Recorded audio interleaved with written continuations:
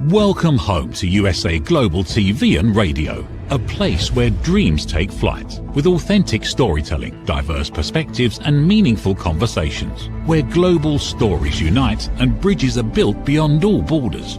Discover world-class education, entertainment, hope and inspiration. Together, we're building bridges worldwide.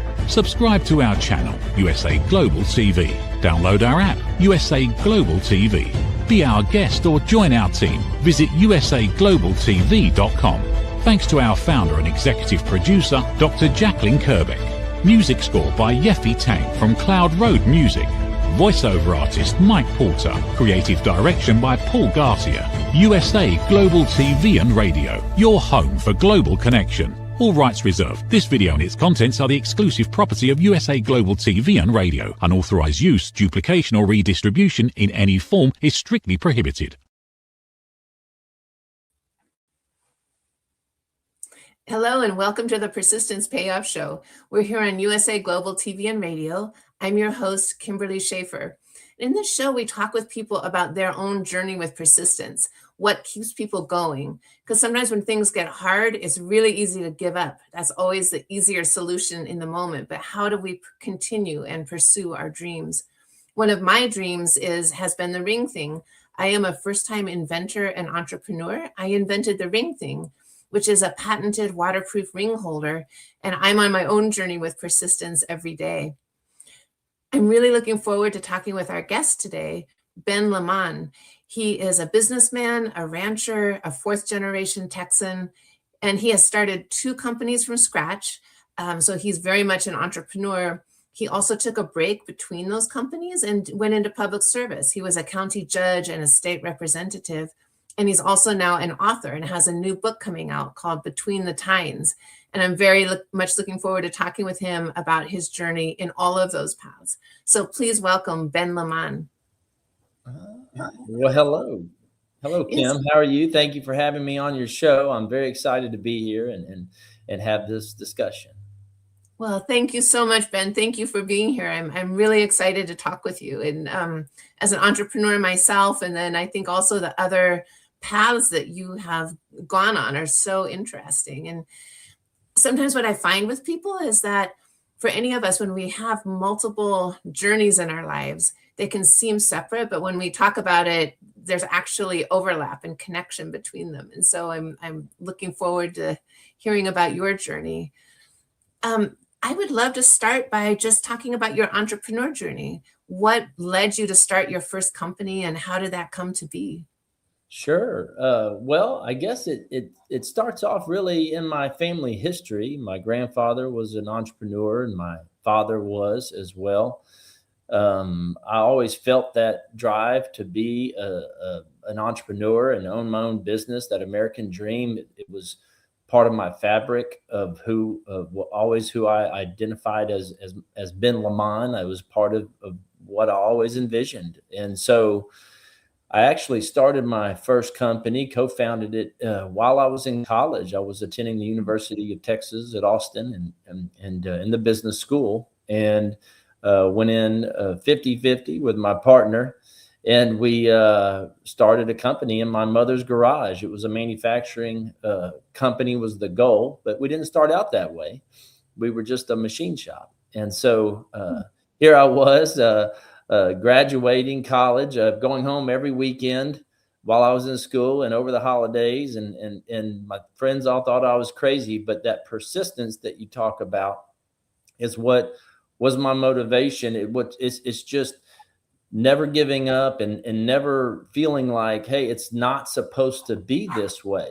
Well, it's how an entrepreneur lives. It's a way of life, and understanding that you never get past the hurdle, right? There's always the next hurdle. And so that's how I got started in college. And from there was 16 years of a lot of hard work, but we grew it to over 100 employees. We had 25 stocking locations around the world. We were developed a product line and became a domestic manufacturer of equipment. I bought my partner out there about halfway through and continued to grow the company and ended up sold it to a public company in 2012 and stayed on for 1 year.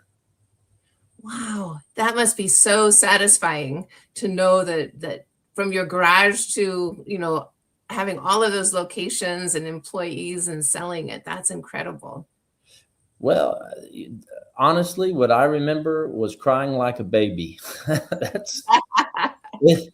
I felt like it was uh, the death of one of my children. That's the I've never had that happen, and I can only imagine it's a lot worse, of course. But it felt that way because I felt like I gave birth to this entity, right? I was there from the beginning and created it and built it up. And so when letting it go was a difficult decision, and it was very painful and a struggle to get to that. But it was wonderful, a wonderful experience. I grew so much as a human being, as a person, as a leader in two different ways, and it was a wonderful experience. Wow. When you said you cried like a baby, I was imagining that you might be crying with joy, but I completely understand your sense of it's a part of you, Yeah, that is your baby. You did grow it, right. and so I totally understand that. And so at that point, after you sold the company, is that when you went into public service for a period of time? I did. I had well, after I sold the company, I stayed on for 1 year as a transition with the company that bought my company, and then during that time, of course, I had a 5-year non-compete and was trying to figure out what I wanted to do. And I'll come back to it, but it was at that time where the idea for this novel got, implanted in my brain, my debut novel. But I was recruited by local members of the community to that knew of my business and knew of my background, but also wanted some help in managing the growth in the area. So they kind of corralled me and talked to me about running for public office, and so I did. I ran for county judge, which in Texas, in a county like ours, we wear two hats. It's the judicial. I was held all the various courts in the system, but in the judicial system, but also you're effectively the CEO of the county. You are the chief budget officer, and you preside over commissioner's court, and you run, your main responsibility on that side is to run the business of the county. Wow, how interesting. And that to me, it's also that entrepreneurial spirit that although it's not a business, as you said, you were essentially the CEO and you have to just jump in and keep it all moving and keep it growing. And Right. did you find it challenging to work in a system where you weren't the decider about everything? Like even though you were the CEO, there are rules and regulations that you have to follow that you did not set up, which is different than having your own company. And how is that for you? Yeah, absolutely. It was very different, but I made the mental adjustment that that is a different approach mentally to say, hey, I'm the decision maker versus I'm not the decision maker. I'm just part of a team of 5 that makes the decision. So building consensus, it became the primary mechanism on how decisions got made.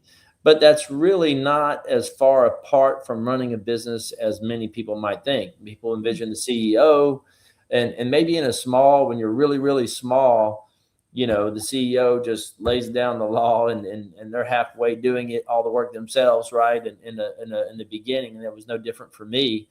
But as you build a team, if your team doesn't have buy-in, you're not going to get very far as a company. So even though you are the CEO, you have to build a consensus to produce motivated employees, and to have them perform their best. They need to believe in the vision. And so bringing that mentality to the county was something that I did effectively. We got a lot done as a county judge, changed a lot of things, that really were drastic compared to what was going on before, but were very effective. Yes, I can imagine that experience would really help inform your public service. I think that's great. And you just mentioned that it was during that time that the idea for your book came to be. And so this is so interesting to me how one thing leads to the other. And so for my first question is, had you been an author before? what made you think of writing a book? Right. So the first question, no, I had never been an author before. I'd never written a novel. I'd written little things here or there, a lot of business writing, but not novel writing. And really the story of how that happened it was a pretty touching story. Really, it was one of my best friends on the planet that I had at the time, and he was literally on his deathbed. He had pancreatic cancer, and he and I had gone through a lot together in the business world. Been through a lot of tumultuous times in a business, and he was always by my side as a mentor and a friend. Really good person, good friend. And so when I knocked on his door and his wife answered the door, she said he was having a good day. I knew this was going to be the last time I saw him, and let me in, and I went and got to stand by his bed and on the last few, very close to the end there. And we had a good talk. And by the end of it, he was fading in and out of consciousness. And it got to be where he was out for a long time, running out of energy. And so I felt it was time to leave, and I walked out of his bedroom door, but he yelled my name, and he said something that I didn't understand. So I turned around and walked back to his bedside, and I asked him, "What, John? What was that?" And he kind of mumbled it, "Between the tines."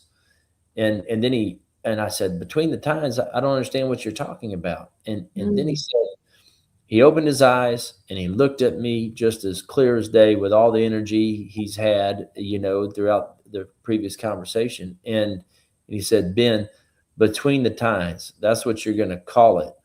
And I said, "Call what?" And he said, "That's what you're going to call your first book, Between the Tines." And then as quick as he came back into being conscious, he went out of consciousness again. And I didn't get to discuss that any further. I didn't get to have that conversation with him. But my initial reaction was, "Oh, gee, thanks, John, for throwing that on my lap, and obligating me to do it." But I committed right then and there. I didn't know what it was going to be for sure, but I was going to write this one way or the other when the time presented itself. Oh my gosh, you just gave me goosebumps. I mean, that is what an incredible story. And our best friends know us as well as we know ourselves, and sometimes even better. So it's, that is incredible. And you have honored that. So you had that mission and you had that title, and then it was a question of figuring out what that was going to be. And how did the content of the book come to be? Yeah. So, over that time period, I explored different options, but there was one particular topic that has always grabbed my attention from that time, starting in 2012 or 2013. And so from that point on, I really got focused on investigating this topic that I eventually wrote about here in Between the Tines, which is Scotland in the 1640s. There were some particular historical events that were the initial aspect of what I was interested in. And over that next 12 years, I traveled to Scotland several times. I went and visited a lot of the sites, the historical sites that are in my novel. Did a lot of research, talked to a lot of the locals, got some research, some reference books, recommendations, and bought those, got them online, and found the originals and really read through them and just dug deep. And what I found and what I uncovered was just an amazing story historically that just never really has been told in this kind of fashion, that I'm doing it. And nobody's going to know about it until they read this book. That's for sure. But it's an amazing story, and it was an amazing journey to get it across the finish line.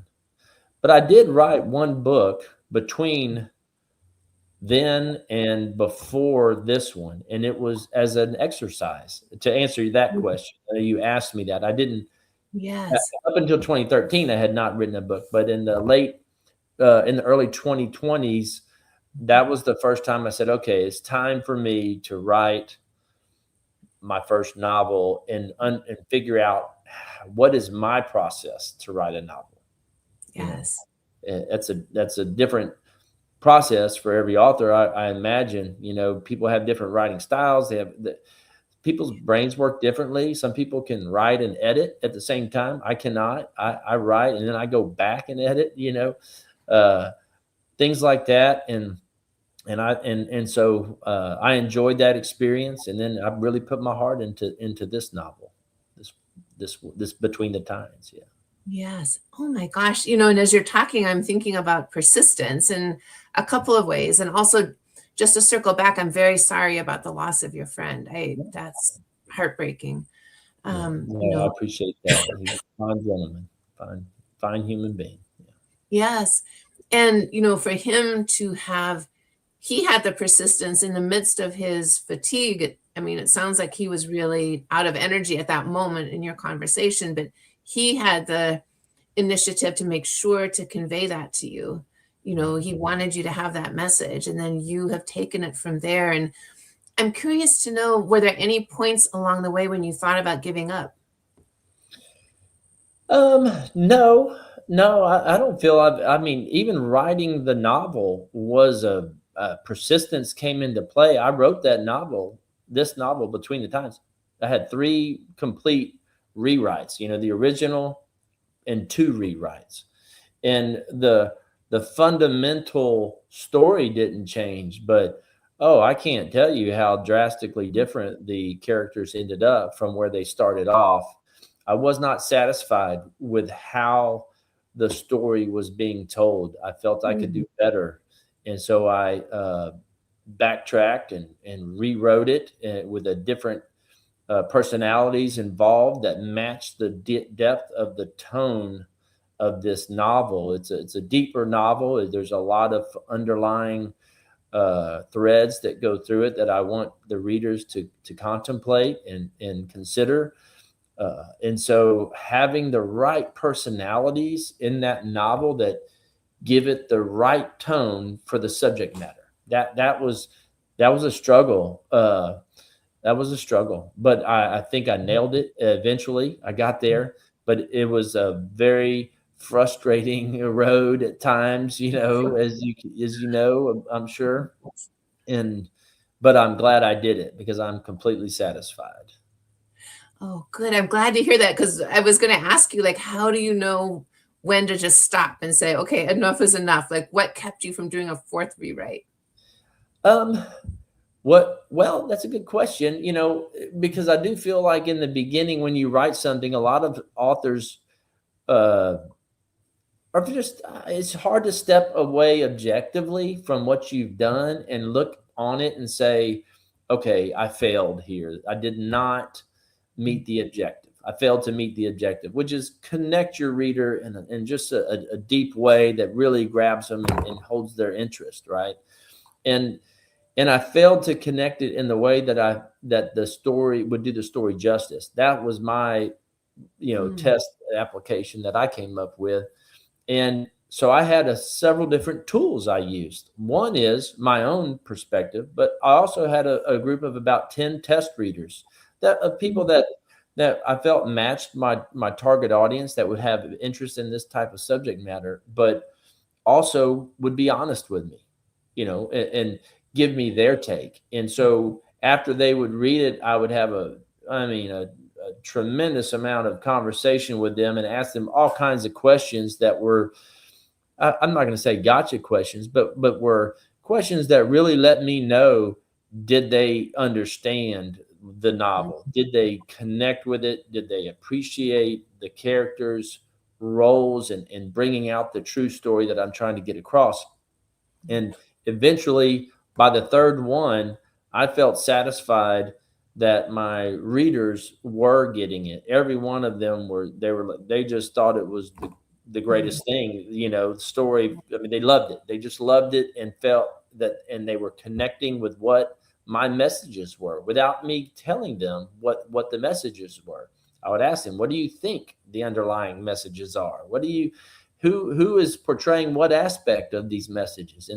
And we would just go through it all, and they really were hitting it on the head. But they also said, I don't know which I like more, the underlying story or the fact that I just was engaged the whole time and entertained. They love the entertainment side, which you have to keep people's interest, right?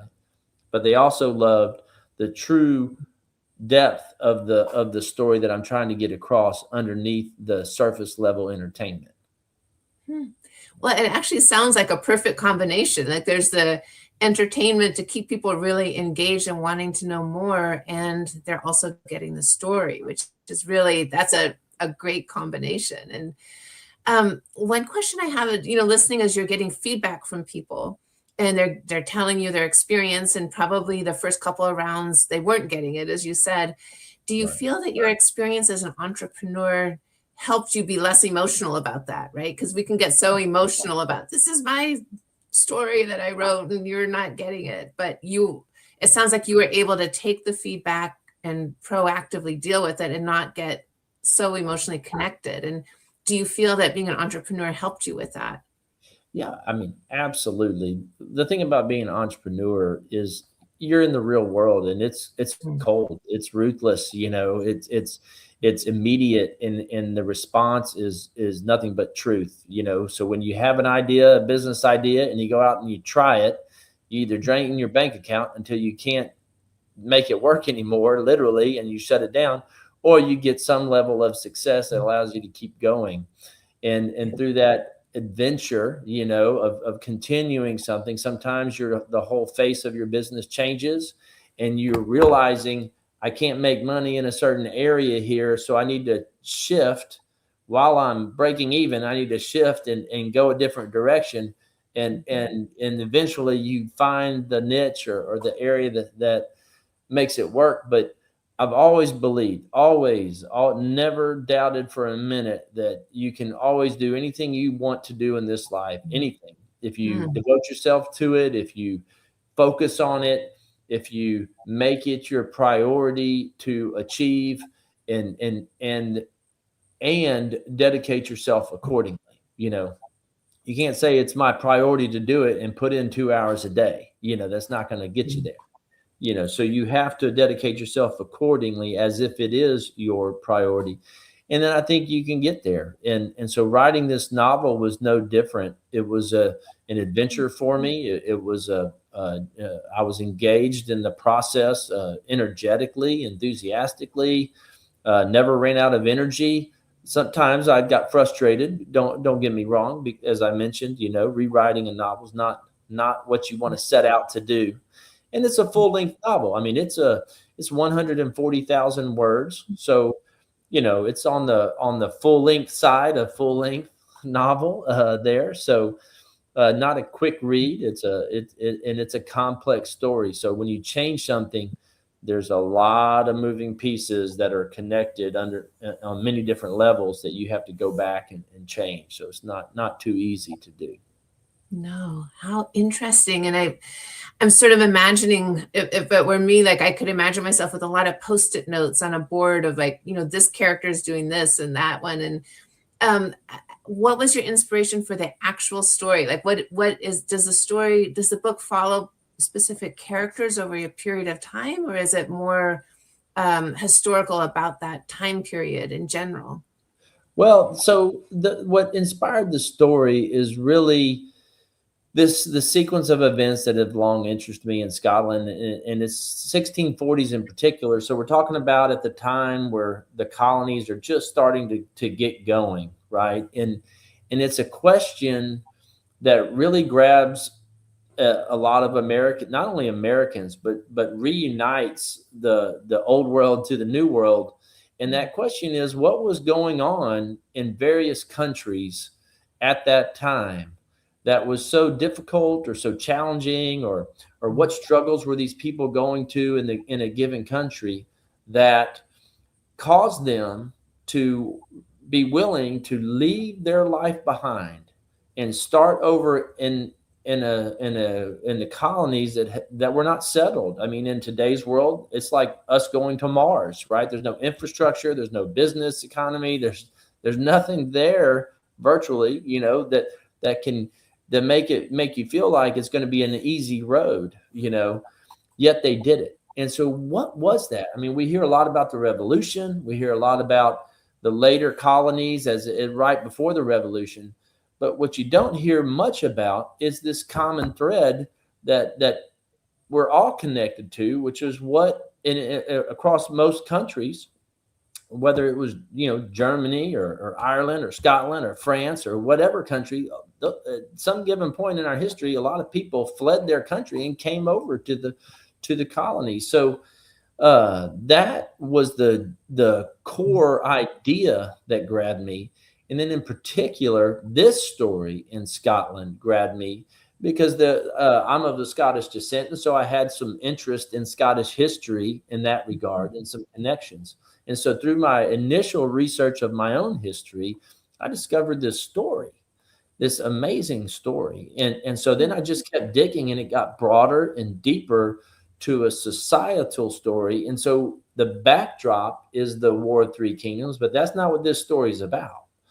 War of Three Kingdoms is a distant backdrop of this story, but this story is about how a neighboring clan draws another clan into a conflict, and in that process of the experiences the main character goes through in this getting drawn into this conflict, he goes through a transformation, and his whole family and clan ends up going through a transformation of mindset. And that journey exposes the reader to all the different elements that were going on at the time in Scotland, and that thought process and that evolution that ends up bringing them to a crossroads where they either have to make a journey across the ocean or stay and defend their way of life in their clan that's had that land for hundreds of years, or over 1,000 years. So.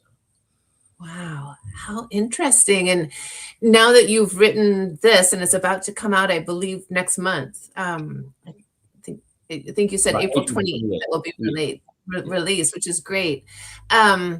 So do you have another book in mind, or do you envision this as a series? So this is a trilogy. It is a trilogy. Forged in Blood is the name of the trilogy. Okay. And that's an allusion to the eventually the United States of America getting forged, and hardened in the journey the society from all over the world went through to get there. And so this is book one.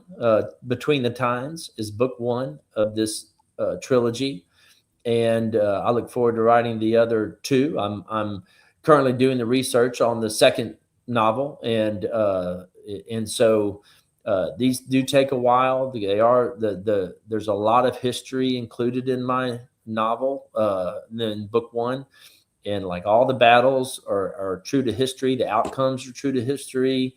There's one battle that's not in the beginning, that is not, but it is reflective of the battles of the time, but a lot of the significant events that are in the novel happened in the real world, and all the locations, pretty much all the locations are accurate.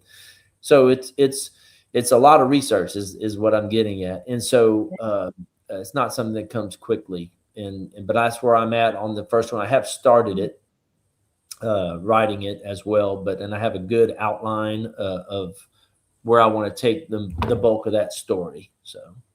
Yes. Oh my gosh. And so do you go to Scotland regularly to do research on site? No, I've been there 3 times. And so in those times, the first time it wasn't there to go do the research, but I did a little bit, just on the side, but nothing focused. But then the second time was a complete research and traveling around Southwest Scotland where this novel takes place, and going to various historical sites. So I spent a lot of time there in that element. But what I found is you can find information on the events themselves, but where there's a lot of documentation on that. But where it gets a little spotty is on the motivation for those events. We know certain people were at certain areas or certain places, and we know certain things happened, but we don't necessarily know why they happened. In the 1640s, things weren't documented as well, and so there are many plausible reasons why somebody may have done something. So what I've done in this book is I've really, in book one, Between the Times, I have focused tremendously on, proposing to the reader, here's one plausible, sequence of events here of why things happened the way they did happen. And it's based off of my research and in my opinion of why things occurred the way they did. So interesting. And do you what is your process, just yourself? Like, do you take notes by hand of here's what I'm thinking of, or do you have a vision board where you sort of paste up little pieces, or how do you keep track of all of the moving parts of a book? Yeah, I do it several different ways, all at the same time. So the first thing I do is, as I'm writing, the first thing I do is come up with a basic outline. The timeline, the sequence of events, the motivational themes that I'm trying to incorporate into the novel. And I get I would call it like a skeleton level. It's not very complete, right? It's very outline-ish type level. And then what happens as you start writing, for me, I'll get random concepts or random events that I want to include in the novel, or ideas on how I would best, it may be develop a story, how I would best develop a story, just one piece of it. So then I just skip down to the bottom real quick and I just type it and just number it, like, put this in chapter 3 or whatever. And I just I don't try to make it a finished product. I just try to get it down, because for me, my brain just, when you get going, it just starts spitting it out. And half of it I never use. Half of it I'll change the idea completely. It might end up being a different idea that improves on that idea, right? And so, but I get it down. And I just number them. And separate them. And then, so that's one way I keep track. And then as I'm writing, I constantly go back and I review that list.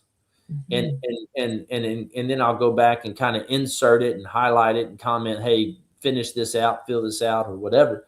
But so that's one way. Another way is I always have a list that I can write on, just handwritten, carrying with me in my briefcase or at home, where that is focused only on my novel idea. So you just have different ideas, and you can't control when they come out or how often they come out, but what you can control is if you document them. And what I have found for me is that, good ideas, not every idea is a good idea, right? That's true. Yes. If 1 out of 10 is a really good idea, if your mind is the kind that generates a lot of ideas, but you don't ever document them, the thinking you're going to come back and remember that good idea when you have so many that are coming out is unrealistic in my view. So there were a lot of ideas, like I said, I didn't end up using, but the ones that I did use, they rose to the top. They kind of bubble up and end up fitting like a puzzle perfectly in your story, and you're like, oh yeah, this is what I need. That will work. Oh my gosh, it's so inspiring to hear this, and I know we're close to our wrap up time, which is, this has gone so quickly, and I have 2 last questions for you. One is, when you look at your experience as an entrepreneur, in public service, as a county judge, and as an author, what advice would you give to someone about the importance of persistence? And if they're on sort of at a decision point about whether do I pursue something or do I not pursue it, do you have any advice from your own experience that you would share with people? Yeah, the number one thing I would say is ignore the naysayers. That's my opinion. This world is more, it's more like crabs in a bucket. If the crab that's trying to get out of the bucket, the other crabs reach up, grab it, and pull it back down. Yes. And if you have to truly believe in yourself, step one. And if you do that, you truly believe, there's going to be people in your own organization, in your own sphere of influence that you're talking to every day, that really come across as negative for your hopes and dreams. I mean, it's just a fact. And it doesn't matter if it's an entrepreneur or running for office or anything, and you just have to shake the dust off your boots, and believe in yourself, and then devote yourself accordingly. That's my best advice, is if you're going to go after it, then you put your whole heart into it, your mind, your soul, your everything you have, and you go after it, and you ignore those people that are against you. Oh my gosh, that is fantastic advice. I appreciate that. And I take that to heart myself. I really appreciate that. Now, before we go, could you let us know how people can connect with you? If they want to buy your book or they would like to reach out to you directly, what's the best way for them to connect? Yes, just my website, benlemanauthor.com. That's BenLeman author.com, all one word. And from there, you can connect to my social media. You can pre-order the book. It's available April 28th, available in soft as a paperback and digital. We're also going to have audiobooks and hardback. So it's going to be the full package there, available on April 28th. So, and then of course you can sign up there for my newsletter, email, and as well. So that's benlemanauthor.com. All right, super. Thank you so much, Ben, for being with us today and sharing your journey. This is really inspiring and informative. So, and I'm excited to read the book. It sounds fantastic. Yeah, thank you, Kim. I appreciate you having me on your show very much, and I hope it was beneficial for your audience. Yes, thank you so much. I really appreciate it. Yes. All right. You take care. All right, you too. Thank you. And bye-bye. So I end every show with a quote about persistence that I pick out ahead of time, and it seems like it almost always like fits really beautifully with the conversation that we had. And today's quote is from John DeLem, who said, "The key of persistence opens all doors closed by resistance." And I think that Ben's journey in all avenues of his life really show this, as well as his words of wisdom for us. If you would like to reach me, I would love to hear from you. I am open to ideas about the show, any feedback, any questions that you have. You can reach me at ringthing.com is my website. My email is info@ringthing.com. And you can also follow me on Instagram on @ring_thing_. We're here every other Tuesday at 12 o'clock Pacific time, and you can watch anytime after that on YouTube. And I'd like to thank USA Global TV and Radio for the platform, and to our wonderful producer, Roland Friedel. Thank you so much, and I'll see you in 2 weeks. Bye-bye. Ever dreamed of hosting your own TV show, sharing your story with a global audience? Now's your chance to shine. At USA Global TV and Radio, we make it easy for you to create, host, and broadcast your very own TV show. Whether you're a storyteller, entrepreneur, or industry expert, we help you bring your vision to life. With our exclusive interview, live streaming, and podcasting training, you'll gain the skills and confidence to captivate your audience. Our global platform ensures your voice is heard worldwide. Join our community of creators who are already making an impact, one show at a time. Step into the spotlight. Host your own TV show on USA Global TV and Radio. Book your discovery call today at usaglobaltv.com. Copyright 2025 USA Global TV and Radio. All rights reserved. Terms and conditions apply. To learn more, visit usaglobaltv.com. Thank you, viewers and listeners of USA Global TV and Radio, for joining us today.